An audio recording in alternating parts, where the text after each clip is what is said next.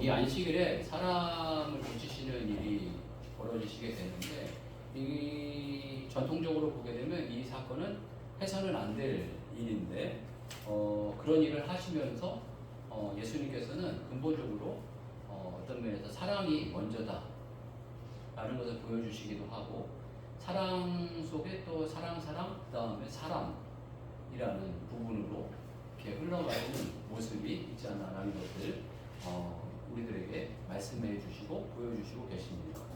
이 바로 앞에 보게 되면 예수님께서 결론적으로 2장 28절을 보게 되면 이러므로 인자는 안식일에도 주인이니라 하는 말씀을 하셨습니다. 그래서 인자라는 이 단어 속에 예수님을 지칭하기도 하고요. 예수님이 이 안식일의 주인이다 라는 의미도 있지만, 말 그대로 사람의 아들이거든요. 인자는 사람을 가르치는 어떤 그 의미도 있다라고 생각을 할 수가 있습니다. 그래서 사람이 이 안식일의 주인이다. 그러니까 안식일을 제정하신 이유가 어떤 법칙이라든가 전통을 세우기 위해서, 그 사람을 어떤 경건하기 위해서, 거룩하게 하기 위해서라기보단 사람을 사랑하니까 만든 거다. 일주일 내내 안 쉬어도 되지만 일주일에 좀 7일은 쉬어라 라고 하는 것은 사람을 존중하고 사랑하고 귀하게 여기시니까 이렇게 쉬라 하신 거다라는 거죠. 그래서 뭐 과학적으로도 보게 되면 이 사람이 생활하다 일주일에 한 번 이렇게 쉼을 갖는 거, 좀 이렇게 쉬는 거, 이게 뭔가 회복하고 변화하고 이런 어떤 창조적인 어떤 일들을 하는데 너무 유익하다 이런 이야기를 하지 않습니까? 그런데 하여간 이 안식일에 이 쉬고 이 무언가를 멈추는 것에 대해서 전통적으로 있다 보니까 그게 법칙이 되고 규칙이 되고 이러면서 이 유대인들 사이에서는 안식일에 아무것도 하면 안 된다 라는 어떤 족쇄와 같은 일들이 벌어지게 되었는데, 이것은 예수님께서 옳지 않다라는 의미겠죠. 그래서 옳지 않고 안식일에 사람을 고치시면서 이 안식일의 근본적인 어떤 취지와 의미를 새롭게 해주셨습니다. 그런데 이 장면을 보게 되면 이 사건이 갑자기 일어났다라기보다는 계속적으로 그게 그래왔던 것 같습니다. 이 시점이 예수님께서 그 제자들과 함께 있었던 초창기였던 것 같기는 한데, 초창기서부터 이 제자들이 그 곡식을 이렇게 까먹는 일이 벌어져서 이 의의 제기를 하는 일들이 벌어지게 되었는데, 이러한 이 과정 속에서 보게 되면 예수님께서 이런 일들을 많이 했던 것 같습니다. 보게 되면 안식일에 계속적으로 뭔가 자유롭게 뭔가를 드시기도 했고 누군가를 고치는 일들이 분명히 있었던 것 같습니다. 그러니까 이 얘기를 계속적으로 바리새인이 좀 들어왔었겠죠. 그러니까 아마 눈으로 직접 보고 싶었던 것 같습니다. 야, 손 많은 사람을 저희 데려가면 고쳤다고 하는데 이번에도 분명히 고칠 것 같아. 그 앞에 한번 데려놔 보자. 그래서 우리가 의의 제기를 하자. 뭐 이런 어떤 마음들이 일어난 게 아닌가 싶습니다. 아니라 다를까 예수님께서는 그 사람을 아예 공식적으로 앞에 세우고 많은 사람들이 보게 하고 난 다음에 고쳐주신 것으로 말씀해주고 계십니다. 3절 말씀 보게 되면 예수께서 손 마른 사람에게 이르시되 한가운데 일어서라 하시고, 다 보라는 거예요. 일부러 다 도전을 하십니다. 다 보게 하시고 그들에게 이르시되 안식일에 선을 행하는 것과 악을 행하는 것, 생명을 구하는 것, 죽이는 것 어느 것이 옳으냐 하시니 그들이 잠잠하거늘 라고 하시면서 이 안식일에 하는 근본 취지가 선을 행하는 것이고 사람을 사랑하는 것이고 사람을 온전케 하는 날이다라는 거죠. 그 안식은 어떤 부분에서 하나님의 말씀이 우리 안에서 쉬게 하는, 우리 안에 거하게 하는, 하나님의 뜻이 우리 안에 안식하게 하는, 아멘. 그 거하게 하는 그 날이 이 안식일의 근본 취지다라고 이렇게 말씀해 주시고 가르쳐 주시고 새롭게 해 주시는 모습이 있습니다. 그런데 미련한 사람은 거부한다. 어떤 부분에 그 지혜로운 게 뭔가 이런 생각을 할 때 지혜로운 건 영접을 잘하는, 받아들이는 걸 잘하는, 수용을 잘하는. 어떤 부분에 그 양준혁 선수가 이승엽 선수를 보면서 그 칭찬을 하는데 그런 얘기를 하더라고요. 이승엽 선수는 양준혁 선수가 선배니까 뭐 이승엽 선수가 나중에는 타격을 잘했지만 잘할 때 무언가를 갖춰주면 스펀지 같다는 거예요. 착착 이렇게 빨아들이고 흡수를 너무 잘한다는 거예요. 뭔가 이렇게 천재적인 사람, 이렇게 잘하는 사람 있잖아요. 이거 아마 똑같은 이야기를 할 거예요. 뭔가 이렇게 흡수를 잘하는 사람이 있어요. 그러니까 말씀을 전할 때도 보게 되면 이렇게 흡수를 잘하는 사람이 있어요. 내고 다 라고 이렇게 받아들이는, 잘 받아들이는 사람들이 있습니다. 그런 사람들이 지혜로운 사람이에요. 흡수를 잘하는 사람. 근데 미련한 사람은 거부하는 사람, 튕기는 사람. 여기에서도 보게 되면 거부한 거예요. 그래서 6절 보게 되면 바리새인들이 나가서 곧 헤롯 왕과 함께 어떻게 하여 예수를 죽일까 의논하니라. 예수님께서 안식일은 이런 거야, 안식일 이런 개념이야 라고 했더니 이 사람들은 아니야 라고 거부할 뿐만 아니라 내 생각과 내 판단이 오르니까 이분을 죽여야 되겠다. 거부하는 거에서 이제 넘어서 내 판단과 내 생각이 오르니까 무언가를 거부하겠다, 이런 표현들을 하죠. 참으로 이거에 참 쉽지 않은 이런 모습이 아닌가 싶습니다. 우리 살아갈 때 보게 되면 잠언서에 미련에 대한 이야기를 많이 하죠. 미련한 자와 그에 합당하게 말을 해라. 스스로 지혜롭게 미련한 자와 싸우지 말라, 이런 표현을 하기도 하시고요. 잠언 27장 22절 보게 되면요, 한번 같이 볼까요? 잠언 27장 22절 말씀.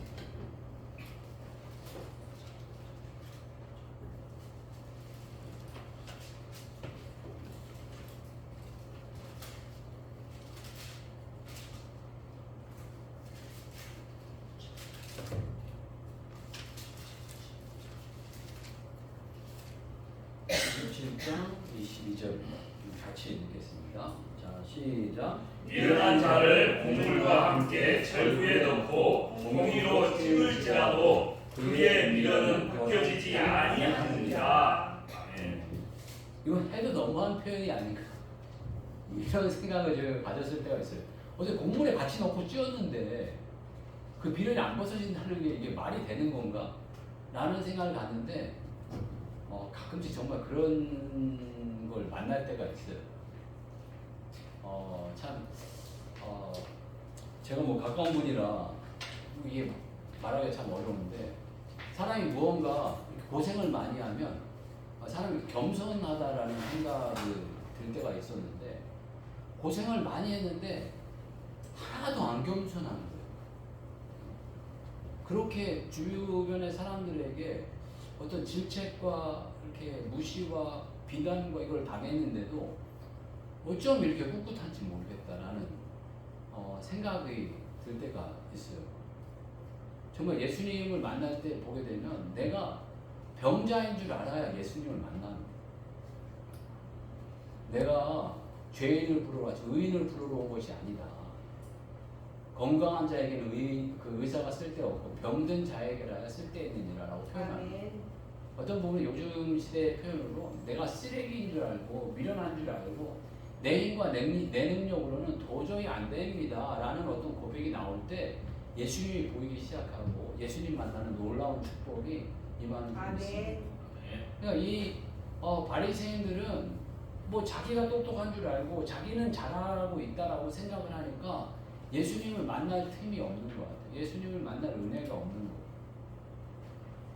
이게 참 너무 안타깝다라는 생각이 들고 또 너무 비난하는 것 같아가 자세하게는 말씀을 드리기가 어렵지만, 하여간 이 미련한 사람과는 같이 안 하는 게 좋다, 이런 마음이 듭니다. 그래서 미련한 사람들과 교제를 하고 교만한 자리에 앉지 말라고 이야기하지 않습니까? 그러니까 빨리 피하는 게 낫고, 되도록이면 그게 가까운 사람 가운데는 없도록 기도를 하는 게 제일 좋겠고, 수용 잘하는 게 능력이다, 수용 잘하는 게 변화다, 이런 어떤 마음이 있었으면 좋겠고요. 영접하는 자, 곧 그 이름 믿는 자들에게는 하나님의 자녀가 되는 권세를 주셨으니 라고 표현하고 있는데, 영접이 어떤 부분에서 보면 수용이지 않습니까? 수용을 잘해야 된다는 거예요. 아무거나 막 수용하면 안 되지만 예수님 말씀이라면, 예수님이라면, 하나님의 말씀이라면 무조건 이해 안 돼도 아멘 수용, 아멘 받아들임, 이런 마음이 있어질 때 하나님께서 권세 주시고 능력 주시고 축복 주시는 줄 압니다. 그래서 저희들의 어떤 생각과 저희들의 판단을 깨버리고 내 전통과 어떤 습관들을 깨버리고 이런 수용하는 그런 마음이 있었으면 좋겠고요. 예수님께서는 어떤 이 사람들이 가지고 있었던 안식일의 전통, 어떤 개념, 지식, 이것을 깨트리시고 그것 위에 사람 사랑하는 것이 더 중요하다, 사람 존중하는 것이 더 중요하다, 사람 귀하게 여기는 것이 중요하다, 이런 사랑의 모습을 보여주시고요. 두 번째로 나타났던 그 모습 가운데 하나는 많은 사람들이 모이기 시작했다는 거예요. 예수님께서 이 소문이 나기 시작하자 많은 사람들이 예수님께로 몰려들고 집중되어지기 시작합니다.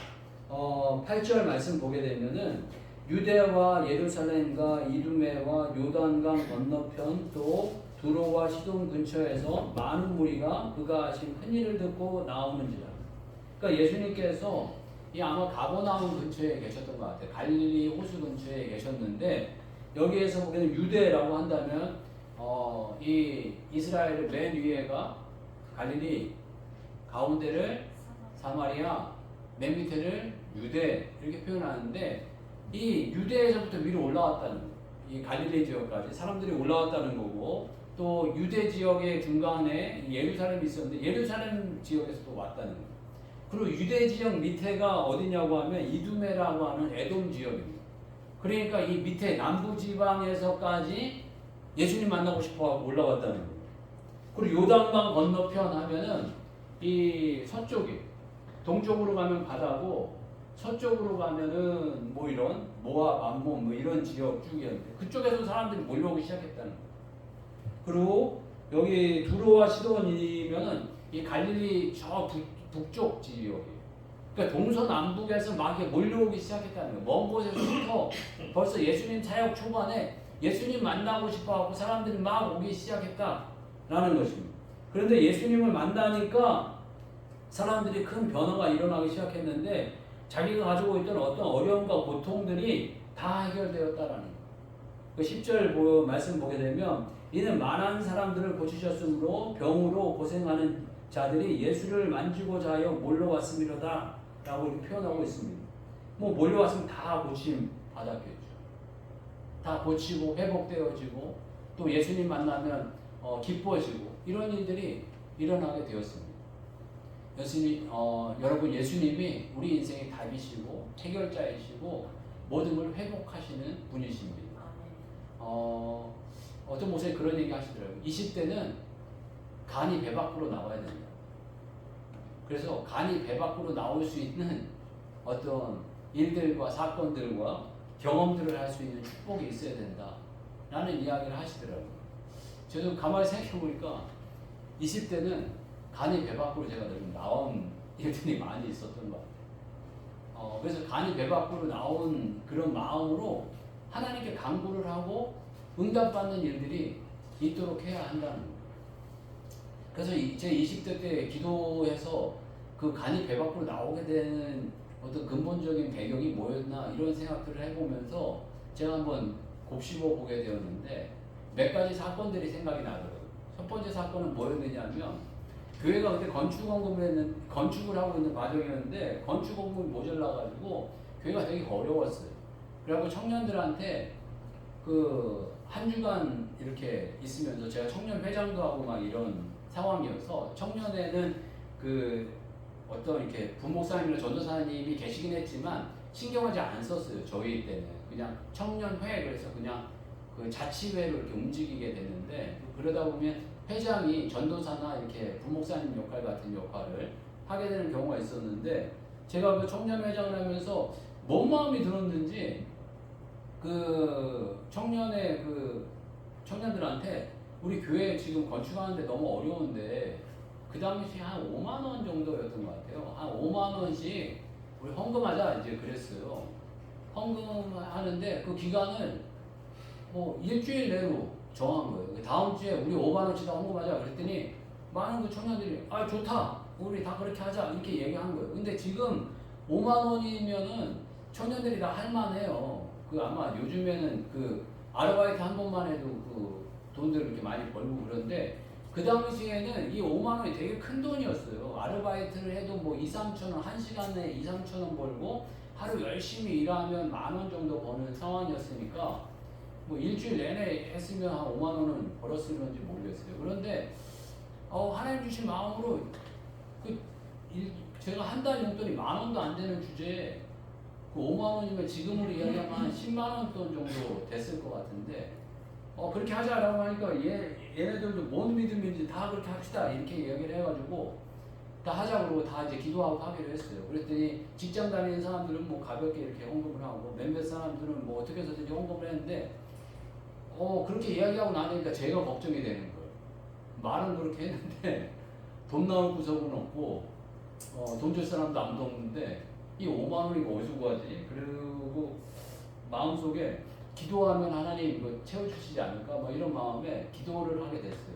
기도를 하게 됐는데 그 주간에 저도 알지 못하는 무슨 모임이 하나 생겼어요. 그래서 어디 모임을 가라는 거예요. 그래서 쫄래쫄래 그냥 그 모임을 갔어요. 모임을 가고 끝나고 이제 헤어지는데 그 모임에서 갑자기 거마비로 돈을 딱 5만 원을 주더라고요.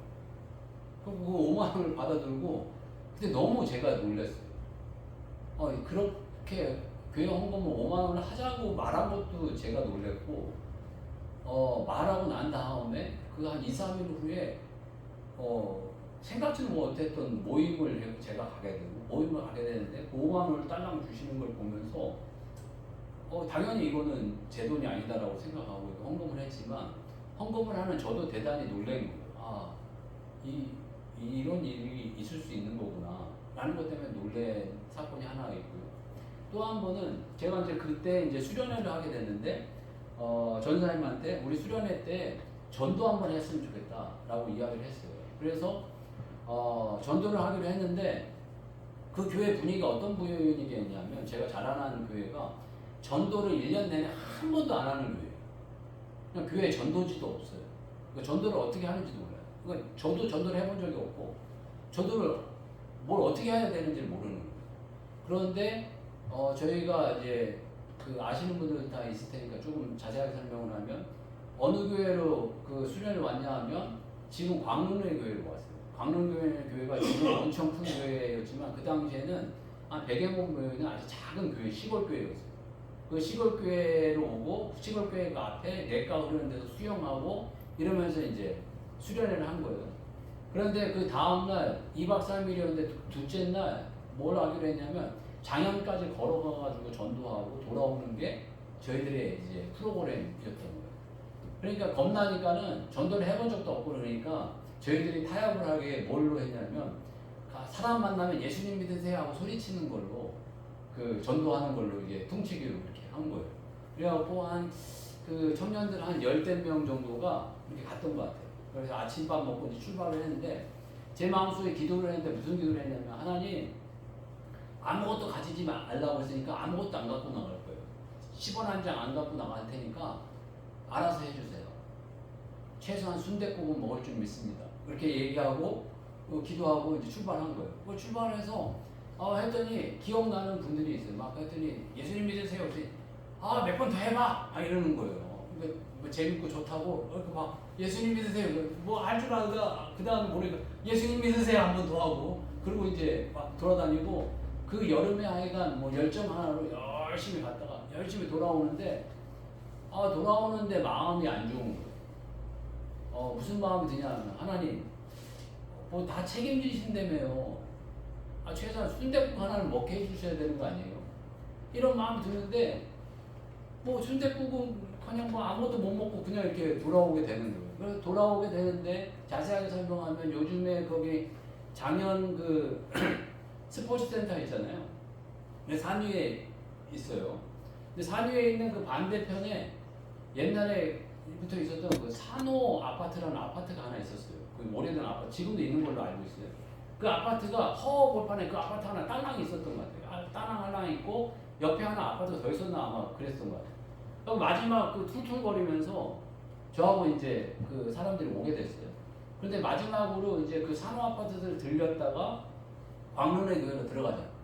라고 이제 사람들한테 이야기하고 광명교회로 들어가기로 했는데 산호 아파트를 딱 들어서는데 어떤 권사님 같은 분이 이렇게 몇몇 분이 앉아 있다가 한 분이 벌떡 일어나더니 막 이렇게 손을 흔들면서 이렇게 걸어오는 거예요. 그래서 우리 보고 걸어오는 건 아닌 줄 알고 당연히 뭐 여기 아는 사람도 아무도 없는데 그래가지고 그냥 이렇게 모르는 척 했더니 몇몇 사람을 만나서 뭐라고 막 하더니 아이스크림 다 사갖고 막 돌려주시는 거예요. 그래가지고 다 같이 아이스크림을 먹고 이제 왔죠. 그래서 그 더운 날 이제 수고한다고 그래서 아이스크림을 먹고 이렇게 왔는데 그 섭섭함이 아직 안 가시는 거예요. 하나님 그래도 순댓국은 먹게 해줬어야죠. 뭐 아이스크림 하나로 끝나는 거예요. 난생 처음 전도를 했는데 그래도 순댓국 하나는 먹게 해줘야죠. 그러고 난 다음에 그날 밤에 이제 그 얘기를 나누게 됐어요. 난 전도라는 거 우리 처음 해봤는데 난 순댓국 정도로는 먹을 줄 알았다. 그런데 어떻게 하나님 아이스크림 주시냐. 막 이렇게 좀 투철거리는 이야기를 했더니 몇몇 사람도 그 얘기를 하더라고요. 그 더운 날 순댓국 먹는 것보다 아이스크림 하나 먹는 게 나는 더 좋았다. 난 아이스크림 싫다. 순댓국 싫다. 아이스크림이 더 좋았다. 이런 얘기를 하더라고요. 그래서 그 말에 저는 위로를 받았어요. 아 그래. 난 순댓국으로 기도했지만 그 다른 애들은 아이스크림을 더 원하는 것 같다. 난 그래서 더운 날 밥은 먹여주실 줄 알았다. 그랬더니 약간 아이스크림 먹고 뭐 다른 사람들이 만족한다니까 그냥 만족하는 걸로 해서 이제 끝내게 됐어요. 그러면서 뭐 전도라는 거 잘 못하지만 하면은 뭔가 하나님 일하시는구나 라는 마음을 갖게 됐어요. 그러면서 간이 배 밖으로 나오기 시작했던 것 같아요. 그래서 청년 때는 기도할 때 한 번도 제가 올해는 100명 전도하게 해주세요 이런 기도를 한 번도 해본 적이 없어요. 간이 저는 배 밖으로 나와 있기 때문에 하나님 올해는 1000만 명입니다. 1000만 전도하게 해주세요. 늘 하여간 뭐 간이 늘 배 밖으로 나와가지고 그런 기도만 했던 것 같아요. 20대는 늘 하나님 섬기려면 제가 전도하려면 1000만 정도는 전도하게 해주세요. 뭐 이런 어떤 기도를 했던 것 같아요. 그러니까 20대는 몇몇 목사님 말씀과 같이 하나님만이 할 수 있는 일로 기도하게 해야 한다. 괜히 돈 몇 푼 더 달라고 기도하는 그런 기도는 20대 때 하는 게 아니다. 정말 하나님만이 일할 수 있는 걸로 기도하는 때가 간이 배 밖으로 나오는 때가 20대 때의 기도라는 거예요. 그런 기도를 해야 된다는 거예요. 그 말에 도전을 많이 받게 되었고 우리들의 자녀들에 대한 기도 제목이 20대 때 간이 배 밖으로 나오는 기도를 할 수 있도록 우리가 도와주고 밀어줘야 된다는 거예요. 다음 세대 사람들이 해야 될 일이 그 일이라는 거예요. 우리 50대, 60대가 간이 배 밖으로 튀어나오면 안 돼요. 그때는 간이 다 제자리를 좀 찾아야 돼요. 그렇지만 20대 때의 기도는 뭔가 도전해야 되고 결정해야 되고 판단해야 되고 그런 어떤 일들을 해야 되는 때잖아요. 우리의 이성으로는 도저히 불가능한 일이고 실패할 일이고 안 될 일이지만 예수님 만나면 너 되는 일이야. 예수님 만나면 해결될 일이야. 그러니까 기도해보자. 그리고 기도해. 그리고 응답받아. 그러면 한 단계 한 단계 더 높은 것을 향해서 계속적으로 기도하게 돼 있고 기도하면 되는구나. 기도하면 응답이 일어나는구나. 나는 그거를 알려주고 심어줘야 된다. 저희 어머니나 저희 할머니가 늘 그러셨어요. 저희 할머니 늘 기도 많이 하셨는데요. 얘야 내가 기도해보니까 기도는 12시 기도가 응답이 제일 빠르더라. 밤 12시 그러니까 본인의 삶의 고백인 거예요. 뭐 이런 기도 저런 기도 해봤지만 밤 12시에 그냥 땅 대고 기도하니까 응답이 제일 좋더라. 본인의 삶의 어떤 그 고백으로 그런 고백을 하시는 거예요.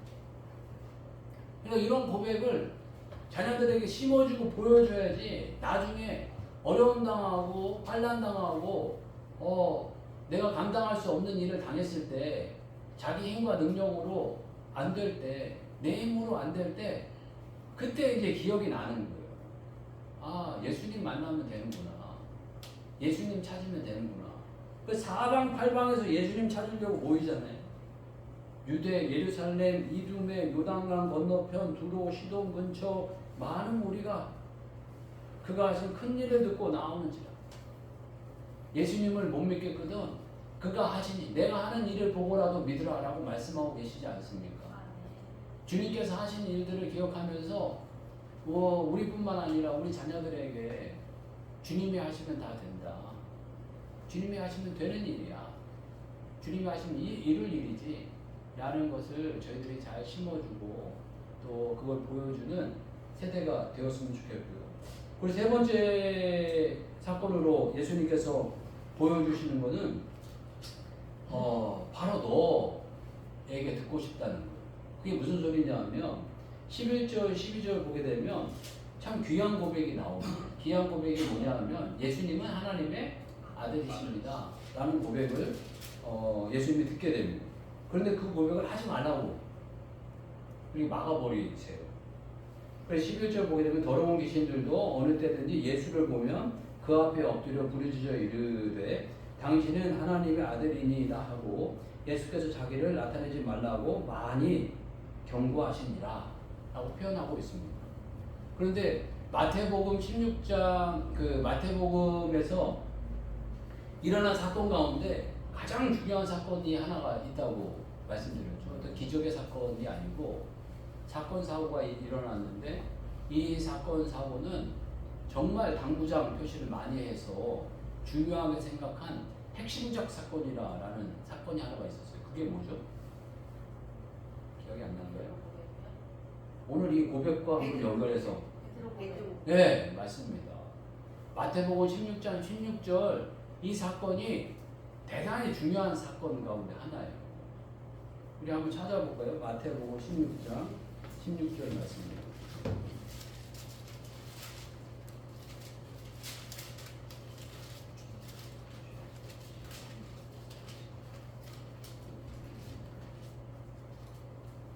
네, 같이 한번 읽겠습니다. 시작. 시몬 베드로가 대답하여 이르되 주는 그리스도시요 살아계신 하나님의 아들이십니다. 아멘. 그리고 난 다음에 이 예수님 너무 축복하세요. 바요나 시몬아 내게 복이 있도다. 이를 내게 할 이는 혈육이 아니고 하늘에 계신 내 아버지시니라 라고 이제 그 이후에 또 계속 축복하시고 베드로라 너는 베드로라 내가 이 반석 위에 이 고백 위에겠죠 내 교회를 세우리니 음부의 권세가 이기지 못하리니 내가 천국 열쇠를 내게 주리니 내가 땅에서도 무엇이든지 매면 하늘에서도 매일 것이요 내가 땅에서 무엇이 풀면 하늘에서도 풀리리라. 아멘. 정말 하나님께서 축복하시는 고백이 나오는데 오늘 이 고백은 좀 심하게 표현하면 귀신들이 고백을 하니까 예수님께서는 시끄러워 조용해 하지마 거친 표현을 이런 표현을 하신 거예요. 그래서 예수께서 자기를 나타내지 말라고 많이 경고하시니라 이런 어떤 그 표현을 이렇게 부드러운 표현이지만 거칠게 표현하면 너희들은 그런 소리 하지 마 라는 거예요. 그런데 베드로는 이런 고백을 했더니 예수님 너무너무 좋아하시는 거예요. 어떤 부분에서 이 고백은 내가 할 고백이고 우리가 해야 될 고백이라는 거예요. 예수님은 하나님의 아들이십니다. 아멘. 어떤 면에서는 예수님은 모든 것이 다 가능한 분입니다. 예수님은 하나님의 아들이신데 불가능한 게 어디 있으시겠어요? 못하실 게 어디 있으시겠어요? 이 믿는 사람들이 이 고백을 해야 된다. 근거는 내게 없거니와 내게 있는 것을 내게 주노니 나타낸 예수 그리스도의 이름으로 일어나 걸어라. 아멘. 요즘 시대에 근가은이 있으니까 근가은은 주는데 예수님은 뭐 가지려면 갖고 말려면 말고 이런 시대를 우리가 살고 있는 것이 아닌가 하는 생각을 갖게 들었어요. 근가은이 생겨서 근가은도 줄 수 있다면 근가은도 주지만 더 중요한 걸 내가 너에게 줄 수 있는데 그건 나사렛 예수 그리스도의 이름으로 일어나 걸어라. 너희들 인생의 모든 문제가 예수 그리스도 이름 안에서 다 해결될 수 있다. 다 응답받을 수 있다. 아멘. 다 새로워질 수 있다. 아멘. 두려워하지 말고 그 문제 예수님께 갖고 와야 될 문제야. 그 문제 예수님 만나야 되는 문제야 라는 것으로 우리들이 도전하게 하고 조금 더 자녀들에게 특히 다음 세대에게 젊은이들이라면 젊은 사람이라면 전이 좀 진짜 거친 표현인지 모르겠지만 간이 배 밖으로 좀 나와서 어떤 물질을 위해 기도하지 말고 주님을 위해 기도하고 먼저 이야기하시잖아요. 먼저 그의 나라와 먼저 그의 의를 구하게 만드는 그런 주의 종들의 삶이 되고 그의 종들의 삶을 보여주는 인생이 되시기를 주의 이름으로 축복합니다. 다시 한번 기도할 때 예수님 사랑의 모습 보이시고 또 사랑의 모습 보이시고 그 중심에는 사람이 있고 바로 우리가 있고 바로 내가 있다는 것을 보여주고 계십니다. 저희들 주님의 사랑을 느낄 뿐만 아니라 그 사랑을 잘 증거하는 그 보여주는 인생이 되기를 원하고 같이 한번 기도하겠습니다. 주여 한번 외치고 같이 기도하겠습니다. 주여 주여